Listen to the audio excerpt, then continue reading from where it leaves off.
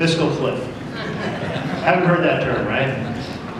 Well, December 31st, there was a deal worked out by the Republican leader of the Senate, Mitch McConnell, and Joe Biden, and it was rushed to the floor.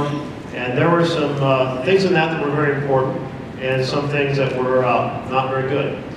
On the important side was the extension of unemployment benefits. We would have had 10,000 Oregon families immediately cut off on January 1st, and I said 10,000, actually 30,000. And then another 10,000 in the course of January. It'd be a big disaster for those 40,000 families and the communities that they live in.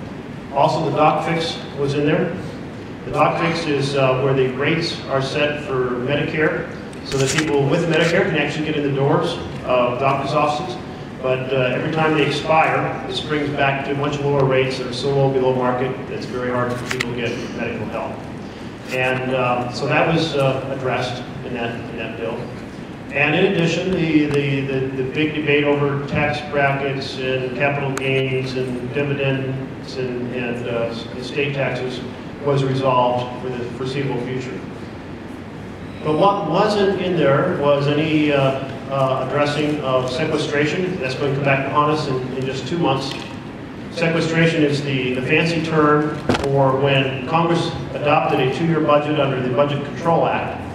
It basically created a super committee and said, go find cuts, and if you don't find those cuts, we're going to have these automatic cuts. Those are the sequestration, defense, non-defense. And so those come in March, and they'll fall largely on working families. It won't close a single tax loophole for the best off oil companies or any of a host of other things. And so we've got 2 months to work on that. We have the debt ceiling coming up, and we also have the continuing resolution. Now the chance of addressing these things depends on being able to actually have the Senate work. I'll let the House speak for themselves, but on the Senate side, you've got appropriate Senate. You have only one appropriation bill out of 26 that came to the floor and was passed in the last 2 years. And the large factor is the misuse of the filibuster. Now broadly, the term filibuster, which means free booty, that is free treasure, and it's a reference to, it's a pirate term, and it means to take over something, and I guess it's appropriate description. There's one form of that, which is simply speak as long as you can in order to delay things. That's the version we think of. There's another version that stems, and it's much easier, because it doesn't require speaking, it doesn't require any time and energy at all, and that is, under the Senate rules, there is no previous question motion. So you have to ask unanimous consent to hold a vote. And that was a courtesy extended to make sure everybody's voice was heard before you got to the vote. Well, so all that has to happen is one senator has to object, that's it, and then go off to dinner, then go off on vacation, and now until you have a process for getting debate closure or closing debate, the Senate is paralyzed. It works like this. You're in debate on a Monday, maybe you've been debating for a whole previous week, on a Monday you try to close debate, and someone objects. So on Tuesday, 16 senators file a petition saying they want to vote the debate.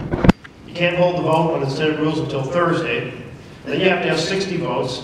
And if you get 60 votes, you have to have 30 hours more debate before you get to the final vote. So that puts you into Saturday. So even when you're successful in getting closure on the fastest possible timeline, you still waste a week. So this tool of trying to waste a week of the Senate's time is now used on virtually everything. And to give you a sense of this, Lyndon B. Johnson, during his 6 years as Majority Leader, how many filibusters did he face? 1. And Harry Reid, in his 6 years, perhaps you've read this in the newspaper, 387. 387 I heard, and now updated to 391.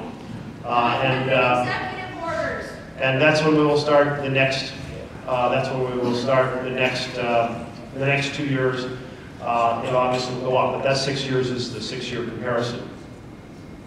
So if you count the number of weeks in a 6-year period, you don't have 391 weeks, and thus this is a huge challenge.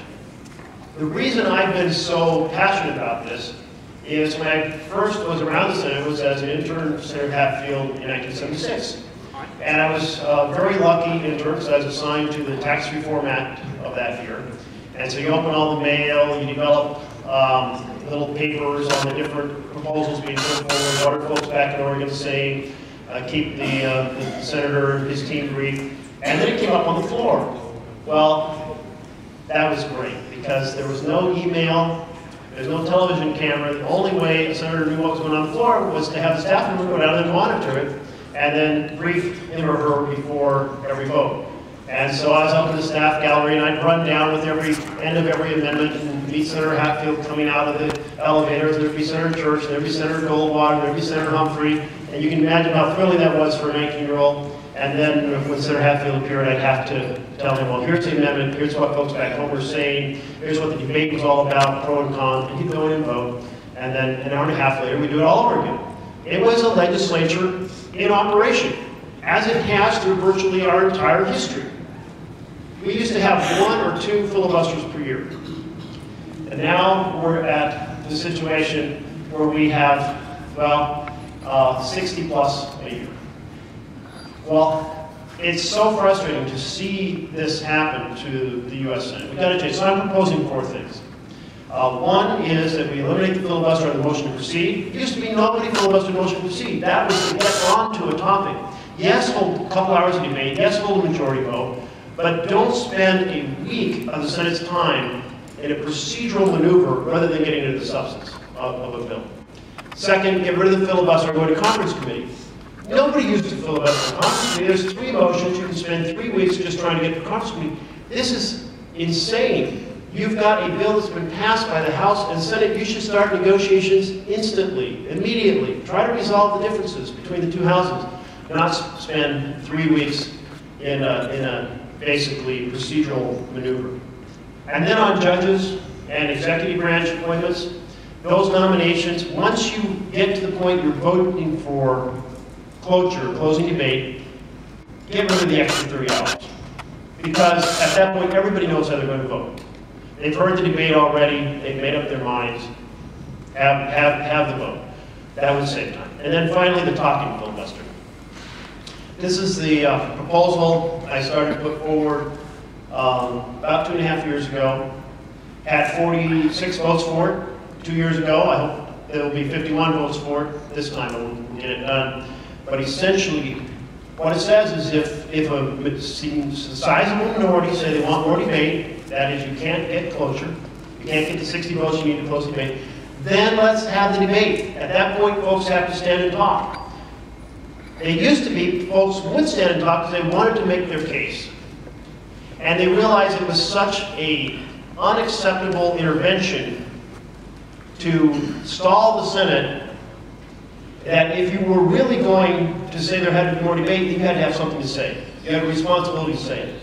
Well, that social contract is gone. So we need to replace it with a rule that says, yes, you want to vote for more debate, then show up and debate. Make your case before your colleagues. Make your case before the American people. And if you don't have your courage of your convictions to be willing to make that case, then get out of the way and let the Senate function.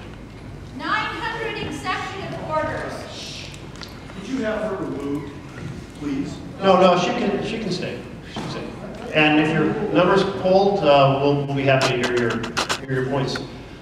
Anyway, we've got to address this. And I'll be returning on the 22nd to that battle. This is important to propose things that you can accept if you're in the minority or the majority. All of these ideas, I feel, are completely fair. If I'm filibustering something, I should be willing to make my case. It doesn't matter who's in charge. And by the way, whichever party's been in the minority, they've used this tool. This is not Republican or Democrat. But right now, it happens to be the Republican Party's minority party, so we're focused on them. But the Democrats did the same thing when they were in that position. So let's at least have a legislature, a Senate, that can look at the big issues facing America, get those issues on the floor, and have the debate. So I'll go back and keep fighting for that. Many other issues are going on. I'm not going to brief you on them because I want to get to your comments and your questions. And if the mayor would be so kind, we'll invite him to read the first 2 or 3 tickets